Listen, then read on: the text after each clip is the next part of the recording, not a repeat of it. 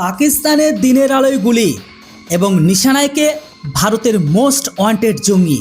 হ্যাঁ বন্ধুরা, unknown gunman. প্রথমে ভিডিও শুরুর পূর্বে জানাই আননোন গানম্যানকে মেনি থ্যাঙ্কস। তাই আপনাদের ভিডিওটি দেখবার পূর্বে জানিয়ে দিই, কমেন্ট বক্সে অবশ্যই আপনারা মেনি থ্যাঙ্কস আননোন গানম্যান লিখে জানান। কেননা বন্ধুরা, এবার এমন এক তাণ্ডব চালিয়েছে যা পুরো পাকিস্তানের চাঞ্চল্য ছড়িয়ে পড়েছে। পাকিস্তানের সেনাবাহিনী শুধু চেয়ে চেয়ে দেখলো। আসলে বন্ধুরা, লাহোর থেকে আসা একটি বড় খবর নিরাপত্তা সংস্থাগুলোর হুঁশকে উড়ে দিয়েছে। জঙ্গি সংগঠন লস্করি তৈবার মাস্টার মাইন্ড আমির হামজাকে কে বা কারা বা আননোন গানম্যান দ্বারা আবারও ঠোকাই করে দেওয়া হয়েছে। ওই জন্য ভিডিওর শুরুতেই বললাম থ্যাঙ্কস আননোন গানম্যান।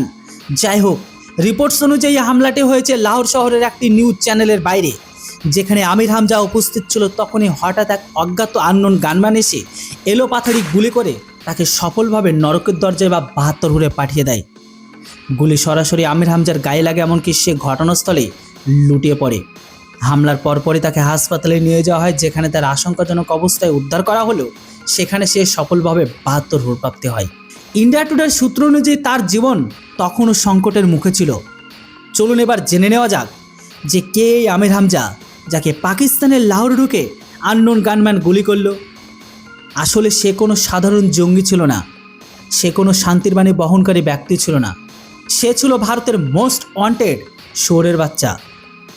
আমির হামজা লস্করি তৈবার প্রাথমিক প্রতিষ্ঠাতা সদস্য, এমনকি সে জঙ্গি হাফিজ সাইদের সাথে মিলে এই জঙ্গি সংগঠনের ভিত্তি স্থাপন করেছিল। মানে জঙ্গি সংগঠনের মেন গোড়া বা ভিত্তি ছিল। এখন প্রশ্ন হলো, ভারতের জন্য সে কেন এত বড় নাম? আসলে লস্করি তৈবা সেই সংগঠন যা ভারতের বহু বড় বড় জঙ্গি হামলার জন্য পরিচিত, এবং আমির হামজা এই নেটওয়ার্ক একটি গুরুত্বপূর্ণ মুখ। এই কারণে তাকে ভারতের মোস্ট ওয়ান্টেড জঙ্গিদের তালিকায় রাখা হয়। এখন সবচেয়ে বড় প্রশ্নটি হলো, হামলাটি কে করলো? তো দেখুন, এখনও পর্যন্ত হামলাকারীর পরিচয় পাওয়া যায়নি। পাকিস্তানের কোন জঙ্গি সংগঠনে হামলার দায় স্বীকার তো করেনি। এমনকি এই পরিস্থিতিতে একটাই নামই বারবার উঠে এসেছে, তা হলো আননোন গানম্যান। বিশেষজ্ঞদের মতে এটি একটি টার্গেট অ্যাটাক হতে পারে। এটি অভ্যন্তরীণ কোনো গ্যাংওয়ার অথবা কোনো বড় ষড়যন্ত্রের অংশ হতে পারে। এখন পাকিস্তানে আতঙ্কের পরিবেশ বিরাজ করছে। এই হামলার পরে লাহোর নিরাপত্তা বাড়ানো হয়েছে, এমনকি সংবেদনশীল এলাকাগুলোতে অ্যালার্ট জারি করা হয়েছে। আপনাদের এটাও বলে দিই, বর্তমান সময়ে পাকিস্তানে ভারতের সমস্ত টপ লিডার বা মোস্ট ওয়ান্টেড ব্যক্তিগুলোকে আননোন গানম্যান দ্বারা ঠোকাই করা হচ্ছে। পাকিস্তানের গোয়েন্দা সংস্থাগুলো তদন্ত শুরু করেছে, কিন্তু এখনও পর্যন্ত কোনো সলিড সূত্র পাওয়া যায়নি। যে এই হামলা এখনও প্রশ্ন তুলেছে সকলকে, জঙ্গি সংগঠনের ভেতর ঘুরে কি কোনো দ্বন্দ্ব শুরু হয়েছে? আদৌ কি এটা কোনো ক্ষমতার লড়াই, নাকি কোনো বিদেশি শক্তি সক্রিয় হয়ে সমস্ত টপ লিডারকে হরিফাই করে দিচ্ছে? তো দেখুন, পাকিস্তানে এর আগেও এমন অনেক জঙ্গির নেতার উপর হামলা হয়েছে, যাদেরকে সফলভাবে আননোন গানম্যান দ্বারা 72 হুড়ে পাঠানো হয়েছে, যাদের ভারতের সাথে সংযোগ রয়েছে। অর্থাৎ সেই জঙ্গিরা ভারতের বিরুদ্ধে কোনো না কোনো বড় রকমের ষড়যন্ত্রে লিপ্ত ছিল। এটি সেই সিরিজের আরেকটা অংশ হতে পারে। ভারতের জন্য এই ঘটনাটি অত্যন্ত গুরুত্বপূর্ণ ও তাৎপর্যপূর্ণ, কারণ এটি সরাসরি একজন বড় জঙ্গির মুখের সাথে যুক্ত। ভারতীয় গোয়েন্দা সংস্থাগুলো এই পুরো বিষয়ের উপর নজর রাখছে এবং প্রতিটি দিক থেকে তদন্ত করা হচ্ছে।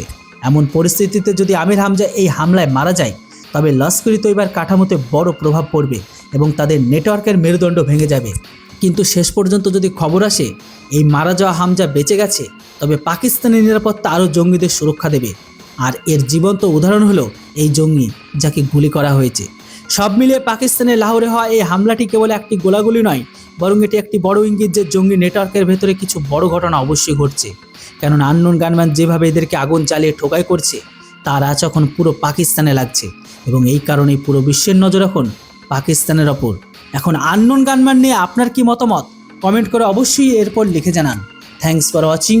জয় হিন্দ, বন্দে মাতরম।